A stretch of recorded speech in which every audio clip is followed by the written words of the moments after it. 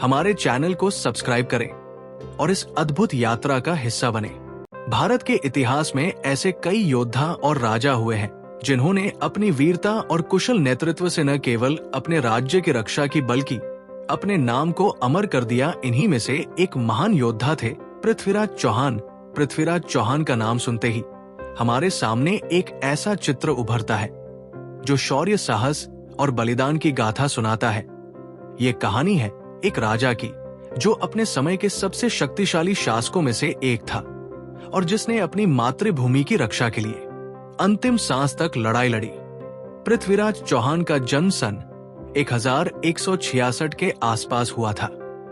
वे चौहान वंश के राजा सोमेश्वर चौहान और रानी कर्पूर देवी के पुत्र थे।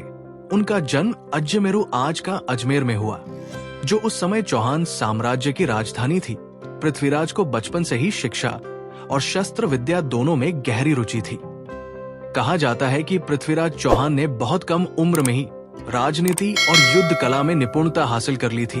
उनके गुरु विद्यापति जगदाला ने उन्हें वेद, इतिहास और काव्य की शिक्षा दी, जबकि युद्ध कला में उनकी ट्रेनिंग सेनापति चंद बरदाई ने दी। पृथ्वीराज चौहान की प्रेम कहानी भारतीय इतिहास और साहित्य का एक अनमोल हिस्सा है।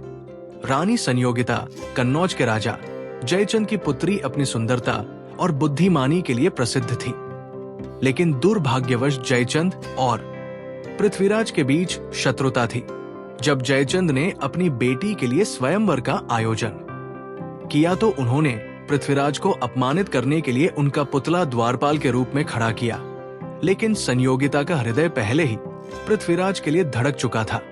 उसने स्वयंवर में पृथ्वीराज के पुतले को वरमाला पहना दी। इस अपमान से क्रोधित जयचंद को पृथ्वीराज ने और अधिक चौंका दिया। वे अपने घोड़े पर संयोगिता को उठाकर अजमेर ले गए। ये घटना भारतीय इतिहास की सबसे रोमांचक प्रेम कहानियों में से एक बन गई।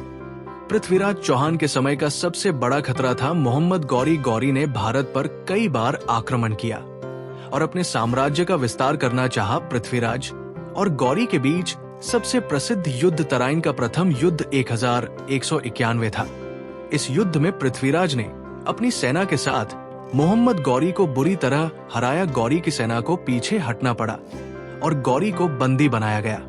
हालांकि पृथ्वीराज ने अपनी उदारता का परिचय देते हुए गौरी को जीवन दान दे दिया। मोहम्मद गौरी ने अपनी हार को कभी नहीं भुलाया। उसने अगले ही वर्ष 1192 में फिर से आक्रमण किया। ये युद्ध भारतीय इतिहास में तराइन के दूसरे युद्ध के नाम से प्रसिद्ध है। गौरी ने इस बार एक मजबूत सेना तैयार की और रणनीति में बदलाव किया। इस युद्ध में पृथ्वीराज और उनकी सेना ने बहादुरी से लड़ाई लड़ी, लेकिन गौरी की रणनीति और विशाल सेना के सामने हार गए। तराइन के दूसरे युद्ध में हार के बाद पृथ्वीराज को बंदी बना लिया गया। उन्हें गजनी ले जाया गया, जहां गौरी ने उनके साथ अपमानजनक व्यवहार किया, लेकिन पृथ्वीराज ने हार मानने से इनकार कर दिया। कहानी है कि पृथ्वीराज ने अपनी वीरता का परिचय गजनी में भी दिया।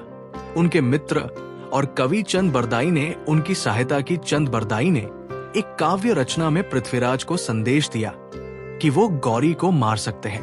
पृथ्वीराज ने इस संदेश को समझा और आंखों पर पट्टी बंधे होने के बावजूद तीर चलाकर गौरी को मार दिया।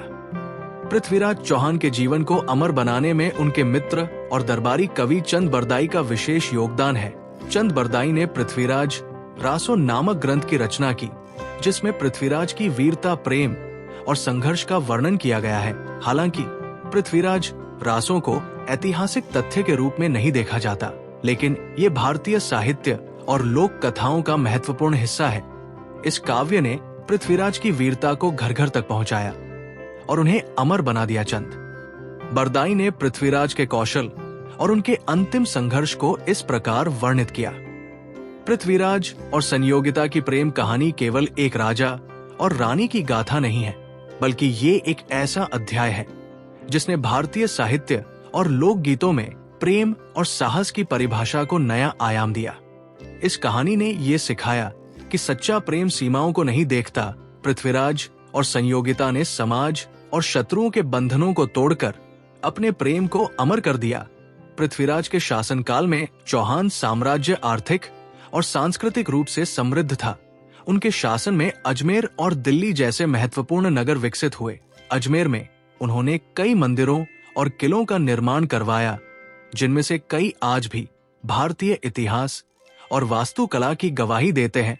उनके शासनकाल में सांस्कृतिक पुनर्जागरण भी हुआ, कला, संगीत और साहित्य को प्रोत्साहित किया गया, जो उनके व्यक्तित्व के शांति और सौंदर्य प्रेमी पहलू को उजागर करता है। पृथ्वीराज चौहान केवल एक वीर योद्धा नहीं थे, बल्कि एक कुशल रणनीतिकार भी थे। उन्होंने अपने राज्य की सीमाओं की रक्षा के लिए कई किले बनवाए। उनकी युद्ध नीति में गुरिल्ला युद्ध कौशल, घुड़सवार सेना का अद्वितीय उपयोग और दुश्मन को चौंकाने वाली रणनीतियां शामिल थी। हालांकि तराइन के दूसरे युद्ध में उनकी हार ये दिखाती है कि दुश्मन की चालों को कम आंकना कितना खतरनाक हो सकता है। तराइन के दूसरे युद्ध में पृथ्वीराज चौहान की हार के बाद चौहान साम्राज्य कमजोर हो गया। दिल्ली और अजमेर पर धीरे धीरे मुस्लिम शासकों का अधिकार हो गया। हालांकि चौहान वंश पूरी तरह समाप्त नहीं हुआ। राजस्थान के कुछ क्षेत्रों में चौहान वंश के वंशजों ने छोटे राज्यों की स्थापना की और अपने गौरव को बनाए रखा। पृथ्वीराज चौहान का जीवन हमें कई महत्वपूर्ण सीखें देता है।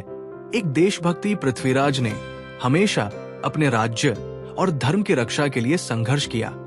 साहस और नेतृत्व, उन्होंने हर विपरीत परिस्थिति में साहस और नेतृत्व का परिचय दिया। क्षमाशीलता, गौरी को जीवनदान देकर उन्होंने दिखाया कि एक सच्चा योद्धा केवल लड़ने वाला नहीं बल्कि दया का भी प्रतीक होता है। प्रेम और सम्मान, संयोगिता के प्रति उनका प्रेम ये सिखाता है कि सच्चे प्रेम में किसी भी बाधा को पार करने की शक्ति होती है। पृथ्वीराज चौहान की कहानी आज भी हमारे लिए प्रेरणा का स्रोत है। उनकी वीरता और संघर्ष हमें ये सिखाते हैं कि किसी भी चुनौती का सामना साहस, धैर्य और संकल्प के साथ किया जा सकता है। आज भारत में उनके नाम पर कई स्मारक, स्कूल और सड़कें बनाई गई है। उनकी गाथाएं लोक कथाओं, नाटकों और फिल्मों के माध्यम से जीवित है। पृथ्वीराज चौहान का जीवन केवल एक राजा की कहानी नहीं बल्कि एक ऐसी गाथा है जो हमें अपनी संस्कृति, इतिहास और मूल्यों पर गर्व करना सिखाती है। उनकी वीरता और बलिदान हमें ये प्रेरणा देते हैं कि हम अपने धर्म, संस्कृति और मातृभूमि की रक्षा के लिए हर संभव प्रयास करें। पृथ्वीराज चौहान की गाथा इतिहास में भले ही खत्म हो गई हो, लेकिन उनकी यादें और शिक्षाएं अनंत काल तक जीवित रहेंगी। यदि आपको पृथ्वीराज चौहान की ये कहानी प्रेरणादायक लगी हो तो हमारी वीडियो को लाइक करें, अपने विचार कमेंट में बताएं और ऐसी ही ऐतिहासिक गाथाओं के लिए हमारे चैनल को सब्सक्राइब करें। धन्यवाद।